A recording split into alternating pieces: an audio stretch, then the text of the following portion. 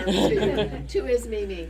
Ruth, thank you so much. Liz, thank you so much. I'm just honored to be here today with the two of you. I mean, think about this part of the congressional district. Just a decade ago, we were fighting tooth and nail every single election cycle just to keep these seats in our hands. And now these are solidly DFL parts of this congressional district. I can't tell all of you how grateful I am to have you out here door knocking for me this morning. But it's not for me, and I know that, because I have never taken the view that this seat is mine. This seat is yours. This seat, this congressional seat, it's something we battled for so many years, and frankly, decades. This seat was in Republican hands for 70 of 80 years before all of you helped me win in 2018. We held this seat in 2020 in a really difficult political environment where 90% of voters came out in the 2nd congressional district, the second highest turnout congressional district in the country in 2020. And it's going to take so many of those same folks coming back if we're going to hold this seat here in 2022.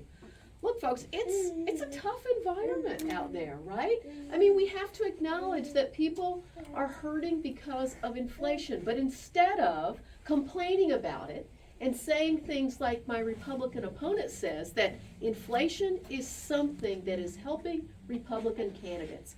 Imagine that this is what you say when someone asks you about inflation.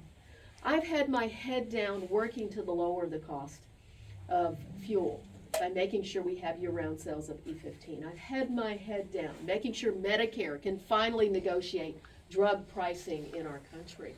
I've had my head down extending the ACA tax credits, passing a bill to cap copays on insulin at $35 a month, capping prescription drug costs for our nation's seniors at $2,000 a year. Look, we know we've got some work to do, but I have to tell you, globally, inflation is a challenge, but Americans, I believe, if we would just stop making these things a political wedge issue, could do so much more. I'm proud of the accomplishments, from the Inflation Reduction Act to the bipartisan infrastructure bill to absolutely bipartisan gun safety bill. So I'm proud of what we've done, but I also am desperately afraid of what they are going to do if they take back the House, if they take back the majority. I can assure you, we are going to see a bill to ban abortion across this nation. And I don't care what my opponent says he would do. What this guy says is states should have the right to regulate a woman's body, which means, what does that mean if you say I'm for states' rights? It means exactly what we have in the Dobbs decision. 1 in 3 American women have lost access to reproductive rights already in our nation. And if these guys take over, I guarantee you they're going to pass a nationwide abortion ban. So I just want you all to know this is a tough fight. Again, you all know that this is one of the very few dead even districts in America. And when I say that, what I really mean is it's super libertarian leaning, and we've got an independent streak in the 2nd District of Minnesota. And we're going to have to go fight for every single vote between now and November 8th.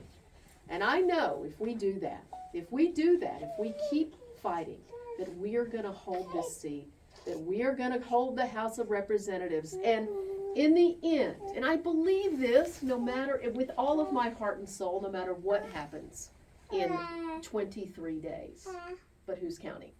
No matter what happens in 23 days, I believe with all of my heart that our values in the end are going to win. I believe that. There may be some ups and downs over the next decade. There always have been, right? Cheryl and I, we watched the election results coming in 2008, when Barack Obama was elected our next president. Remember the sheer joy when that happened? Well, that same night, California passed Proposition 8. And we didn't even know if our marriage would be recognized under the law after that night. And just fast forward 8 years later, and our marriage was recognized in the law of this land. So I know that you, like me, understand that this is not a fight for the next 23 days, that this is the fight of our lifetime, that America could become exactly what our founders promised, right? Liberty and justice for all, no matter the color of your skin, no matter who you worship, no matter who you love. That's the America that I get up every single day and I fight for. And I'm going to end with this.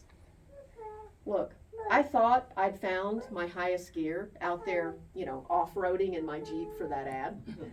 I thought I'd found my highest gear when I ran for Congress and won and then held a seat that had been Republican in hands for 70 of 80 years. I thought I'd found my highest gear when folks literally stormed the Capitol and tried to take our democracy away from us. I have not found my highest gear yet, because these folks are trying to take away 50 years of precedent that women have fought for. These folks, 157 of them, voted against marriage equality in the year 2022.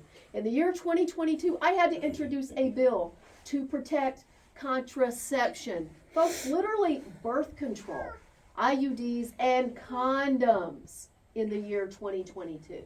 And my kids can't even believe that I have to say this out loud at this moment in time. But this is what we're up against. And if you think you're tired, you just wait. If you think you've had it all and it's just been a tough 7 years of the Trump years, it's not over, folks. So rest up after November 8th. You'll need it. But between now and then, we have to stop the MAGA Republican Party. We have to protect our democracy. And I can tell every single one of you, I am more fired up. I'm in the highest gear I've found so far, but I am not done finding another gear. So thank you so much.